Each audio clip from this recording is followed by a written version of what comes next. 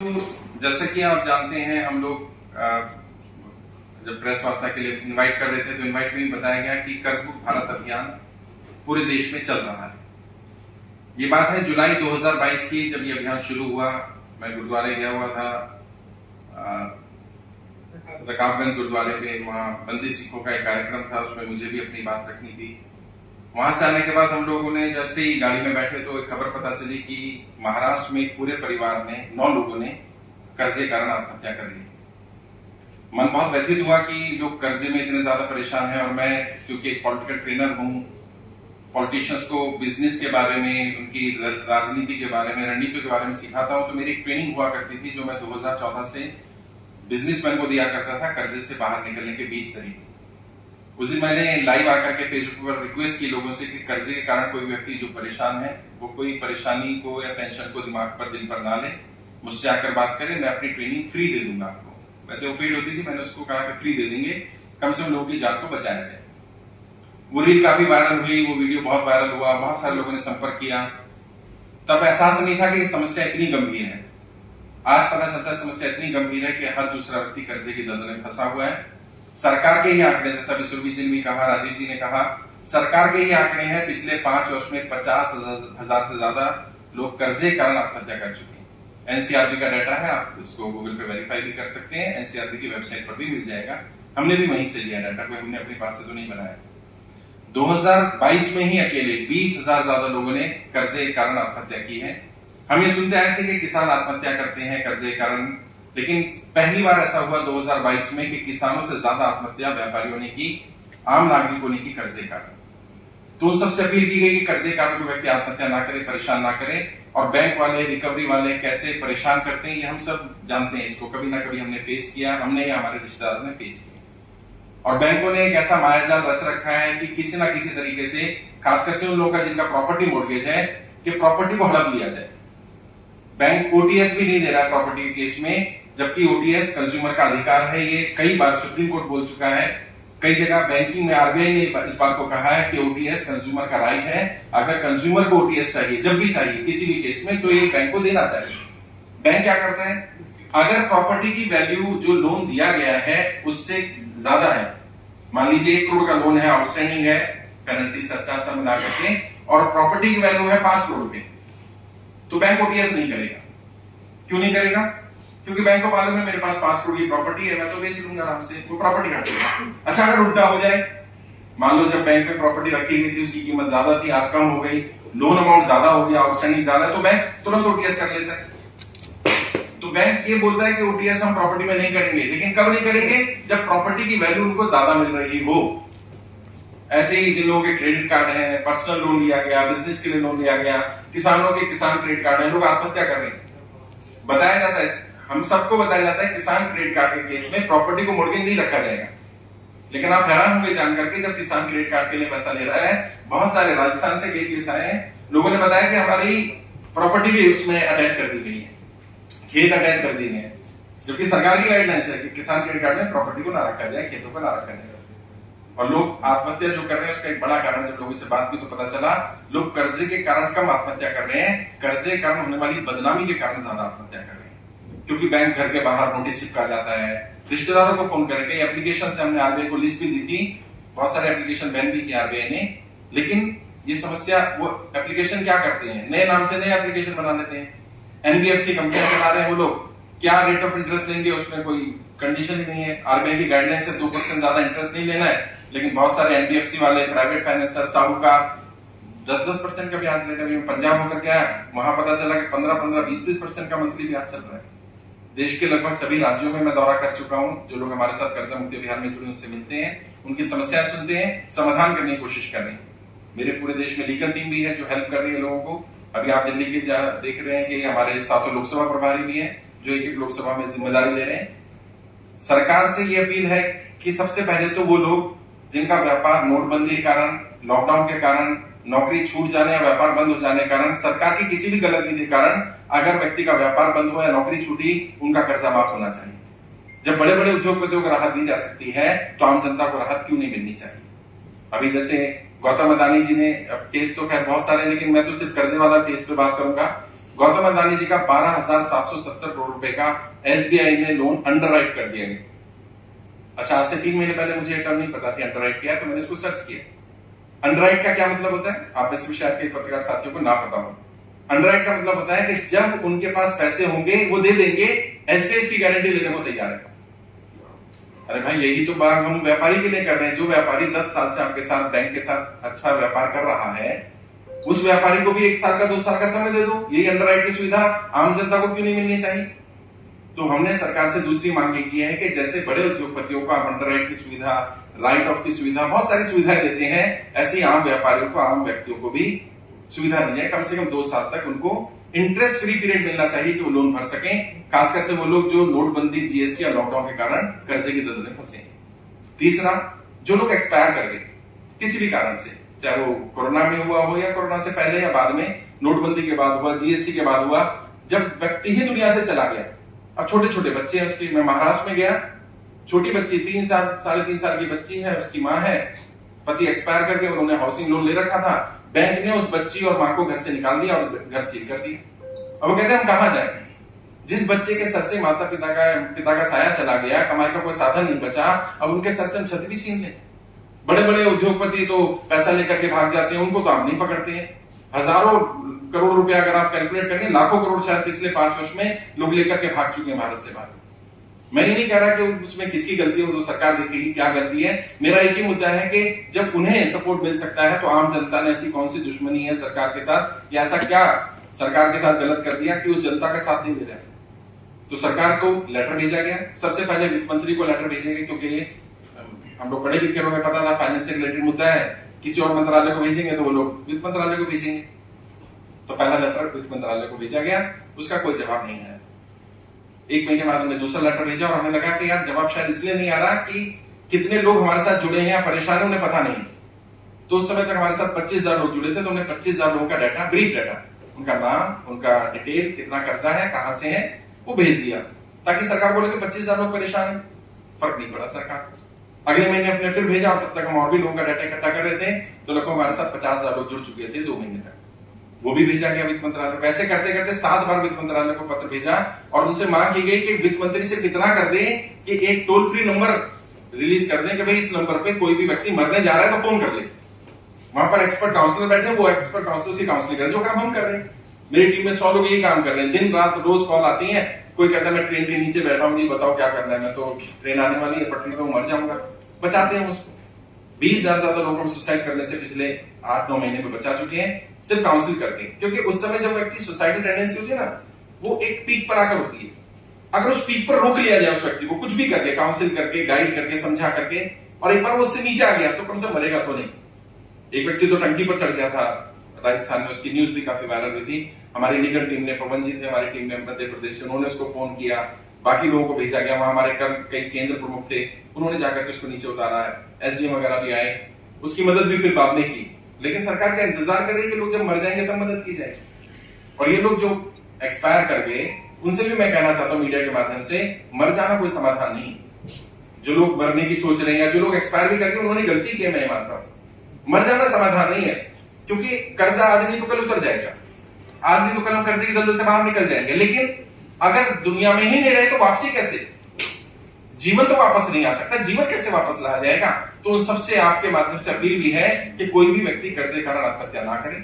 कोई परेशानी है, कोई एनबीएफसी वाला, कोई बैंक वाला, कोई रिकवरी एजेंट परेशान कर रहा है, हमारी टीम से संपर्क करें। हमारे टोल फ्री नंबर भी है, IVR नंबर भी है, उस पर कॉल करें। मेरा व्हाट्सएप नंबर मैंने पर्सनल नंबर दे रखा है, उस पर भी हजारों मैसेजेस हर दिन आ रहे हैं। हम लोगों की जितना हो सकता है मदद करें, लेकिन ये हमारे स्तर का काम नहीं है। हम कोई राष्ट्रीय स्तर पर इतनी बड़ी संस्था नहीं है कि हम सबकी मदद कर देंगे, और कर भी नहीं सकते। ये काम तो सरकार को करना चाहिए, सरकार के स्तर का काम है। और सरकार से मोटी मोटी मांग ये है कि सरकार कम से कम इस पर संज्ञान तो ले, समस्या को समस्या तो समझे। और कम समझेगी मुझे नहीं मालूम, ये 3 लाख आप देख रहे हैं, एक फाइल में कम से कम शायद 10-10 हजार नंबर होंगे। ये 3 लाख लोगों का डाटा है ये हमारे पास, और हम कोशिश कर रहे हैं और ज्यादा डाटा इकट्ठा किया जाए। सरकार को ये डाटा भेजा जा चुका ऑलरेडी, हर महीने भेजा जा रहा है। लेकिन अब क्योंकि लोगों का भी पेशेंस जवाब देने लगा है, लोग हमसे पूछने लगे सर कब तक कर्जा माफ होगा, होगा कि नहीं होगा, सरकार इस पर क्या संज्ञान ले रही है, तो सरकार तो कोई जवाब नहीं दे रही। एक दो बार व्हाट्सएप जरूर आया सरकार की तरफ से, मैसेज भी आया है, सुरभि जी को लेटर आया आरबीआई से। अब हमने लेटर भेजा है पीएमओ को, जवाब दे रहा है आरबीआई। भाई आरबीआई को क्यों इन्वॉल्व कर रहे हो? और वो लिख के दे रहा है, आरबीआई भी क्या लिख रहा है, आपकी कोई व्यक्तिगत समस्या हो तो बता दीजिए, ये तो आपकी सामूहिक समस्या है, ये तो आप सजेशन दे रहे हो, इसमें तो हम लोग कुछ काम नहीं करेंगे। अरे भाई हम प्रधानमंत्री जी से जवाब नहीं पूछ सकते कि प्रधानमंत्री जी क्या जनता का कर्जा माफ होना चाहिए कि नहीं होना चाहिए, बता दें। और कब तक नहीं बताएंगे? मैं आपके माध्यम से प्रधानमंत्री को, भारत की सरकार को, वित्त मंत्री को ये बता देना चाहता हूं, ये बहुत गंभीर समस्या है। हमें भी शुरू में नहीं पता था। हर व्यक्ति गांव के गांव कर्जे में है। राजस्थान में कई गांव हैं जो पूरे कर्जे में है। मैं मध्य प्रदेश गया, कुछ लोग आए जो सेना में काम करते हैं, मैं नाम नहीं लूंगा उनको, उन्होंने बताया कि सर साहूकार इतना परेशान करते हैं, वो कहते हैं अगर आप किस्त नहीं दे पा रहे तो अपनी बहन को, अपनी बेटी को भेज दीजिए हमारे पास। मां बहन बेटियों की इज्जत से खिलवाड़ हो रहा है। ये समस्या बहुत गंभीर है और लोग बदनामी के कारण ही आत्महत्या कर रहे हैं। इस पर सरकार को संज्ञान लेना पड़ेगा, नहीं तो सबसे बड़ी सरकार के पास जाएंगे, जनता के पास जाएंगे। वैसे जनता के प्रतिनिधि क्योंकि सांसद होते हैं, तो ये दिखा बेटा, ये लेटर है, सभी 543 सांसदों को लेटर भेजा जा रहा है। उस लेटर में भी यही मांग की जा रही है। देश के सभी 543 सांसदों को ये लेटर भेजे जा रहे हैं, व्हाट्सएप के माध्यम से भी भेजा जा रहे हैं, मेल के माध्यम से भेजा जा रहे हैं, फिजिकली बाय हैंड हमारी टीम दिल्ली में उनके निवास स्थान पर देकर आ रही है, बाय पोस्ट भी भेजा जा रहा है, स्पीड पोस्ट से, रजिस्टर्ड पोस्ट से, ताकि वो ये ना कह सके कि हमें लेटर नहीं मिला। व्हाट्सएप पे भी कम्युनिकेट कर रहे हैं, मेल पर भी कर रहे हैं, लेटर घर पर भेज रहे हैं, लेटर पोस्ट कर रहे हैं। और सांसदों से जवाब पूछा जा रहा है, क्या जनता की कर्जा माफी पर वो सहमत है कि नहीं। और सवाल क्या है, सिर्फ यही, क्या आपके लोकसभा क्षेत्र के जनता जो कर्जे की दलदल में फंसी हुई है, क्या सरकार को उसका कर्जा माफ करना चाहिए कि नहीं करना चाहिए। जैसे गौतम अदानी जी का 12,770 करोड़ रुपए का लोन अंडरराइट किया गया, क्या यही सुविधा आपकी लोकसभा के आम व्यापारियों को, आम नागरिकों को मिलनी चाहिए कि नहीं मिलनी चाहिए। इस पर जो भी उनकी राय वो दे दे, समर्थन में तो दे दे, विरोध में तो दे दे, जो भी उनकी राय होगी। मैं सांसदों को बता देना चाहता हूं, आपकी जो भी राय होगी वो आपके क्षेत्र में पोस्टर लगा करके जनता को बता दी जाएगी। और उसमें लिखा गया है कि 7 दिन के अंदर अंदर पत्र मिलने के अगर आप जवाब नहीं देते हैं तो हम ये मान लेंगे कि आप जनता की कर्जा माफी में जनता के साथ नहीं खड़े। ताकि देश की जनता को तो पता चले कि जिन्हें आप अपना जनप्रतिनिधि मानते हो, आप ये सोचते हो कि सदन में हमारी समस्या उठाएगा, वो जनप्रतिनिधि तो कह रहा नहीं मैं तो जनता के साथ नहीं हूं। और अगर वो जनता के साथ नहीं है तो जनता को यह पता चल जाए कि मेरा जनप्रतिनिधि मेरे साथ नहीं है। अब जनता तय करेगी कि जनता को उस प्रतिनिधि के साथ रहना है कि नहीं रहना, चाहे वो किसी भी पार्टी का। हमारी किसी नेता से लड़ाई नहीं है, हमारा किसी नेता से विरोध नहीं है, हम तो नीतियों पर बात करने वाले लोग हैं। ये नीति अगर नरेंद्र मोदी जी, अगर मेरी बात वहां तक पहुंच जाए, वैसे तो पता नहीं पहुंच रही है, लेकिन अगर नरेंद्र मोदी जी जनता की कर्जा माफी का समर्थन करते हो तो मैं सबसे पहला व्यक्ति होऊंगा जो उनका समर्थन करूंगा। लेकिन इसका उल्टा भी सच है। अगर नरेंद्र मोदी जी इस पर नहीं संज्ञान लेते हैं तो ये माना जाएगा कि वो सिर्फ अदानी को ही सपोर्ट करना चाहते हैं, आम इंसान को नहीं करना चाहते, तो जनता को बता दिया जाएगा। और नरेंद्र मोदी जी भी एक सांसद ही हैं, तो उनसे पूछा जाएगा कि वाराणसी के लोग जो कर्जे की दलदल में फंसे हुए व्यापारी, आम इंसान, क्या उनका कर्जा माफ होना चाहिए कि नहीं होना चाहिए। क्या उनको अदानी वाली 12,700 करोड़ की जो सुविधा मिली थी, क्या उनको 1 करोड़, 2 करोड़, 5 करोड़, 10 करोड़, 50 करोड़ का जो लोन चल रहा है व्यापारियों का, छोटे लोगों का, क्या उनके लोन को कम से कम 2 साल का समय मिल सकता है कि नहीं मिल सकता? मिलना ही चाहिए। हमारी और कोई बड़ी मांग नहीं है। एक सरकार एक फोन नंबर तो कम से कम जारी कर ही दे जिस पर 100 टेलीकॉलर काउंसलर बैठे हों और वो इमरजेंसी SOS बटन हो, गाड़ी में भी लगाया जाता है। बिजनेस में कोई इमरजेंसी आ गई, किसी को कोई किस्त नहीं दे पा रहा, अगले महीने वो बटन दबा दिया उसने, तो सरकार उससे पूछ भी क्या दिक्कत आ रही है। वैसे हमने लोगों को भेजा है कि आप बैंक जाइए और बताइए मेरी आपकी स्थिति ठीक नहीं है, कारण बताइए। ज्यादातर लोगों ने बताया नोटबंदी, GST, लॉकडाउन, ये 3 मेजर कारण हैं जिसके कारण वो कर्जे की दलदल में फंसे। और ये आप सब भी जानते हैं, आप मीडिया के साथ ही रोज घूमते हैं, क्षेत्र में जाते हैं। मैं नाम तो नहीं लूंगा, एक बड़े मंत्री ने तो ये तक कहा कि कोरोना से भारत की इकोनॉमी पर कोई इफेक्ट ही नहीं पड़ा, जबकि सबसे ज्यादा इफेक्ट अगर भारत की इकोनॉमी पर पड़ा है किसी से तो लॉकडाउन और कोरोना से ही पड़ा है। और उसमें जो पैकेज दिया गया था, पता नहीं किसको पहुंचा वो पैकेज, कितना 21 लाख करोड़ का पैकेज था, 20 लाख करोड़ का। वो 20 लाख करोड़ रुपए गए किसके पास? और उसमें भी क्या दे दिया, मोरेटोरियम दे दिया गया 3 महीने का। और अब पता चल रहा है उनकी किस्तें बढ़ा दी 10, 15, 20। किसी व्यक्ति की 50 किस्तें बची थी, उसकी 100 किस्तें कर दी। कुछ समझ में नहीं आ रहा। तो इस तरह से जनता के साथ अत्याचार हो रहा है, नहीं होना चाहिए। जनता वाकई बहुत परेशान है और इसी को लेकर के, क्योंकि मुझ पर भी बहुत दबाव था, मेरी टीम पर दबाव था कि आप कुछ कर क्यों नहीं रहे हैं, सरकार पर और दबाव बनाई, तो मुझे प्रेस कॉन्फ्रेंस करनी पड़ी। और 24 तारीख को जंतर मंतर के लिए हमने बुकिंग कराई हुई है। 24 तारीख को दिल्ली एनसीआर के लोग जंतर मंतर पर इकट्ठा हो रहे हैं। लगभग हमारे पास दिल्ली एनसीआर के 70,000 लोग जुड़े हुए हैं। मैंने उनसे रिक्वेस्ट की है कि सभी लोग ना आए। हम कोशिश कर रहे हैं 500-700 लोग इकट्ठा हो, ज्यादा भीड़ वहां ना हो। ऑलरेडी पहलवानों का वहां धरना भी चल रहा है, हम नहीं चाहते वो भी डिस्टर्ब हो, और कोशिश कर रहे हैं कि सरकार को पता चले कि समस्या कितनी गंभीर है। वरना आगे तय करेगी जनता, तय करेगी, क्योंकि जनता ने ही इनको चुन करके भेजा है और हम जनता के बीच में ही जाने वाले हैं। और मैंने पहले दिन ही बोला था, जनता की कर्जा माफी एक राजनीतिक मुद्दा है, इसका समाधान राजनेता ही निकाल सकते हैं, इसका समाधान मैं और आप नहीं निकाल सकते। और आपके माध्यम से जो ऑडियंस मुझे लाइव भी सुन रहे होंगे, बहुत सारे लोग 1.5 मिलियन से ज्यादा फॉलोअर है मेरे फेसबुक पर, यूट्यूब पर भी मुझे काफी लोग फॉलो करते हैं, उन्हें भी बताना चाहता हूं ये राजनीतिक मुद्दा है, राजनेता ही ठीक कर सकते हैं, क्योंकि प्रॉब्लम भी उनकी क्रिएट की हुई है। ये प्रॉब्लम नेचुरल नहीं है, ये आर्टिफिशियल प्रॉब्लम है। ये जो कर्जे की दर में फंसाए जा रहे हैं, मैं अगर इसकी विस्तार में जाऊंगा, वैसे तो पता नहीं प्रेस में बातें बोलनी चाहिए नहीं बोलनी चाहिए, जब हमने विस्तार में डिटेल में जाना तो पता चला ज्यादातर रिकवरी एजेंट जो है वो किसी सांसद या विधायक के गुर्गे हैं, जो सड़क पर चलती हुई गाड़ी उठा लेते हैं, जो गाड़ी उठाने के बाद 10,000 20,000 रुपए लेते हैं। एक सांसद का नाम लिया लोगों ने, मैं भी उसका नाम नहीं ले रहा हूं, वेस्टर्न यूपी का सांसद है, उसके गुर्गे गाड़ी उठाने का काम करते हैं, तो फिर वो कैसे रोक पाएगा? और फिर सांसद अगर ये कहता है कि मैं जनता के साथ नहीं हूं, तो फिर जनता तय कर लेगी वो सांसद के साथ है कि नहीं है। तो हमारी लड़ाई किसी पार्टी या किसी नेता से नहीं है, किसी पार्टी नेता के विरोध में नहीं है, हम जनता के समर्थन में, और जो व्यक्ति जो पार्टी जनता के समर्थन में रहेगी हम उसका समर्थन करेंगे, हम उसका साथ देंगे। उसके लिए हमें कुछ भी करना पड़े, आज प्रेस कॉन्फ्रेंस करनी पड़ी वो करेंगे, जंतर मंतर पर जाना पड़े वहां जाएंगे। मैं नहीं चाहता कि वो लोग किसानों की तरह आकर के दिल्ली के बॉर्डर पर बैठ जाएं, लेकिन अगर 1 लाखों लोग बैठ गए तो मैं रोक भी नहीं पाऊंगा।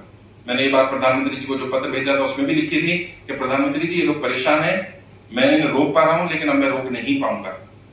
बट प्रधानमंत्री जी वो पत्र, सारा डाटा हमें पता चला है कि आरबीआई को दे देते हैं, और आरबीआई बोल देता है ये आपकी व्यक्तिगत समस्या हो तो बताइए, सामूहिक समस्या है तो आप सजेशन दे रहे हैं सरकार को।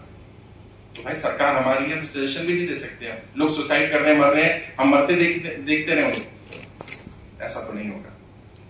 मैं ऐसा नहीं कर सकता हूं। एक पॉलिटिकल ट्रेनर के नाते, एक जिम्मेदार नागरिक के नाते मेरी ये जिम्मेदारी बनती है कि अगर मुझे समस्या का पता है और मुझे समाधान भी मालूम है तो मुझे दोनों पर काम करना चाहिए। मुझे पता है समस्या क्या है और मुझे पता है समाधान कहां से निकलेगा। और मैं राजनेताओं की नब्ज बहुत अच्छी तरह जानता हूं, 2006 से मैं ये काम कर रहा हूं। सभी पॉलिटिकल पार्टीज के लगभग बड़े नेता मुझे जानते हैं, इनकी नब्ज एक ही है, जनता। जब इन्हें लगता है कि जनता का समर्थन इनसे खिसकने वाला है तो ये उल्टे लटक जाएंगे साहब। तो जनता को भी ये बताना चाहता हूं, अभी हमारी संख्या 3 लाख है, जिस दिन ये संख्या 3 करोड़ हो गई सोचिए उस दिन क्या होगा। और जिस स्पीड से फॉर्म भर रहे हैं, हर दिन 5 से 7 हजार नए लोग फॉर्म भर रहे हैं, सोचिए लोग कितने परेशान है। अगर मैं आपको थोड़ी देर के लिए अपना इंस्टाग्राम का या फेसबुक का पेज का मैसेंजर दिखाऊंगा, रोज हर दिन हजारों लोग मैसेज कर रहे हैं और लोग कह रहे हैं साहब बचा लीजिए हमें, मर जाएंगे हम, हमारी गाड़ी कब्जा कर ली गई, हमारा घर कब्जा कर लिया गया, हमारे बच्चों को निकाल दिया गया, हमारे पास खाने के लिए रोटी नहीं बची है। स्थिति सच में बहुत ज्यादा खराब है। और शहरों की स्थिति अगर यह है तो सोचिए गांव में क्या होगा। अभी मैं बिहार के दौरे पर, लेटेस्ट मेरा बिहार का दौरा था, इतनी बुरी हालत है। मैं पटना में ग्राउंड में मिला लोगों से, वहां एक लेडी आई रोने लगी, उसकी वीडियो भी मैंने डाला। कहते साहब साहूकारों ने इतना ज्यादा परेशान किया, मेरा 16 साल के बेटे ने सुसाइड कर लिया, आत्महत्या कर ली, इकलौता बेटा था, चला गया दुनिया से। और वो साहूकार अभी भी क्या कह रहे हैं, बेटा तो चला गया, अब तुम्हें भी मार देंगे हम लोग, क्या तुम्हारा पैसा दो। तो कह रहे हमने व्यापार के लिए पैसा लिया था, व्यापार डूब गया, कहां से दें। कैसे बताएं उनको कि लॉकडाउन के कारण हमारा व्यापार बंद हो गया। समझाने की कोशिश करें लेकिन कोई सुनने को तैयार नहीं। और उन साहूकारों से भी, उनसे भी बात करना चाहता हूं, बोलना चाहता हूं आपके माध्यम से कि आपका पैसा मरेगा नहीं। सरकार जब कर्जा माफ करती है उसके नियम होते हैं कुछ, जैसे 2 बार किसानों का कर्जा माफ किया गया। किसानों का कर्जा 2008 में भी माफ हुआ है, 1990 में 91 में भी माफ हुआ है। कैसे माफ होता है? बैंक से लोन जो लिया गया वो तो माफ हो जाता है, लेकिन बैंक को पैसा सरकार दे देती है, बैंक डूब जाएगा नहीं तो। और कई लोग कहते हैं पैसा कहां से आएगा, तो मैंने उसके ऊपर भी रिसर्च की, मेरी टीम ने, सुरभि जी ने, सीए हैं ऑलरेडी, इनकी टीम में काफी लोग हैं, रिसर्च करके उन्होंने बताया कि सर बैंक का ही कहना है, सरकार का कहना है, आरबीआई का कहना है कि हमारे पास अनक्लेम अमाउंट पड़ा हुआ है। और कितना अमाउंट पड़ा हुआ है?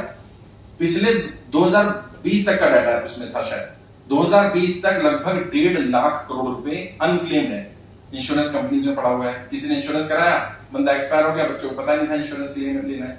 बहुत सारे बैंक अकाउंट होते हैं, आपके भी कईयों के 4-4 अकाउंट होंगे, 3 अकाउंट ऐसे ही पड़े हुए हैं, यूज ही नहीं कर रहे। वो व्यक्ति या वो अकाउंट जिसमें 10 साल में कोई ट्रांजेक्शन नहीं होती उसको अनक्लेम बोला जाता है। सरकार के आंकड़े हैं 1.5 लाख करोड़ रुपए अनक्लेम पड़ा हुआ था 2020 तक, और अभी ये मेरा आकलन है कि 2 लाख करोड़ हो गया होगा। तो अगर 2 लाख करोड़ रुपए सरकार के पास ऐसा पड़ा हुआ है जो अनक्लेम है, तो सरकार वही पैसा कर्जा माफी में इस्तेमाल कर ले, कहीं से और पैसा लाने की भी जरूरत नहीं पड़ेगी सरकार। तो जो लोग ये कहते हैं कि आप कल को आपको जिम्मेदारी मिल जाए तो कैसे करेंगे, तो सरकार के पास बहुत सारे विकल्प हैं। प्रॉब्लम क्या, नियत नहीं है। अदानी को जब मदद करनी होती है तो नियत ठीक होती है ना, कि अदानी की मदद करनी है तो रास्ते निकल जाते हैं। अंडरराइट वाली टर्म आ जाती है। आप में से मुझे नहीं पता कितने लोगों को पता चली कि अंडरराइट भी कोई टर्म होती है, और इंटरनेट पर सर्च करिएगा अंडरराइट का प्रोसेस क्या होता है। Underwrite is a facility given by bank to customers, और उसमें क्या करना पड़ता है, आपको फीस देनी पड़ती है। फीस देकर के आप अंडरराइट करा सकते हो।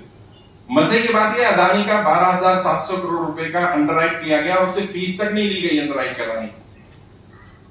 तो भाई ऐसे तो नहीं चलेगा। देश सिर्फ एक आदमी के लिए तो काम नहीं करना चाहिए, देश के प्रधानमंत्री की जिम्मेदारी बनती है सबके लिए काम करना। एक आखिरी बात कहूंगा, आज ऐतिहासिक दिन है, 10 मई 1857, जो आजादी की पहली लड़ाई कह सकते हैं, कहते ही हैं लोग इसको, उसकी शुरुआत हुई थी आज से। इसीलिए हमने डेट चुनी कि 10 मई को ही हम ये कार्यक्रम करेंगे। ऐतिहासिक दिन है। कोशिश कर रहे हैं कि सरकार में बैठे लोग जो काले अंग्रेज हैं, अंग्रेजों की तरह काम कर रहे हैं, जनता के खिलाफ काम कर रहे हैं, शायद उन्हें अकल आ जाए। नहीं आएगी तो फिर और विकल्प भी है हमारे पास। सरकार को बस ये बताना चाहते हैं कि अब भी समय है, जाग जाइए, जनता बहुत परेशान है। एक एक नागरिक देश की धरोहर है। एक एक व्यापारी को, एक एक नागरिक को बचाना सरकार की जिम्मेदारी बनती है। जो आज कर्नाटका में इलेक्शन में वोटिंग भी चल रही है, तो मैं कर्नाटका के अपने साथियों को भी बोलना चाहूंगा, सभी मतदाताओं को बोलना चाहूंगा कि ज्यादा ज्यादा वोट करने जाएं और अपने भविष्य के लिए, अपने बच्चों के भविष्य के लिए वोट करें। ये नेता तो करते रहेंगे, जाति धर्म के मुद्दे उठाते रहेंगे, इनका काम है। आप अपने विवेक से फैसला लें, आप अपना फैसला लें, जो आपका फैसला आपको सही लगता हो, अपने भविष्य के लिए, अपने बच्चों के भविष्य के लिए ज्यादा संख्या में वोट डालने के लिए जाए। आपके अगर कोई सवाल हो तो पूछ सकते हैं। अगर अभी प्रेस रिलीज शायद दी या नहीं दी, प्रेस रिलीज आपको दे दी जाएगी। हमारे पास प्रेस रिलीज है। हमारी कोई ज्यादा बड़ी मांग नहीं है। मैं अपनी मांग फिर से दोहरा देता हूँ ब्रीफ में। पहली मांग है, ऐसे लोग जिनका व्यापार बंद हो गया नोटबंदी, जीएसटी और लॉकडाउन के कारण, जिनकी नौकरी छूट गई नोटबंदी, जीएसटी और लॉकडाउन के कारण, उनका कर्जा माफ होना चाहिए, कम से कम 10 लाख रुपए तक का। जिनका कर्जा सरकार माफ नहीं कर सकती, उन्हें कम से कम 2 साल तक का इंटरेस्ट फ्री मोरेटोरियम दिया जाना चाहिए। जैसे गौतम अदानी जी का लोन अंडरराइट किया गया, अनलिमिटेड टाइम पीरियड के लिए आम जनता को 2 साल तक का समय दे दिया जाए।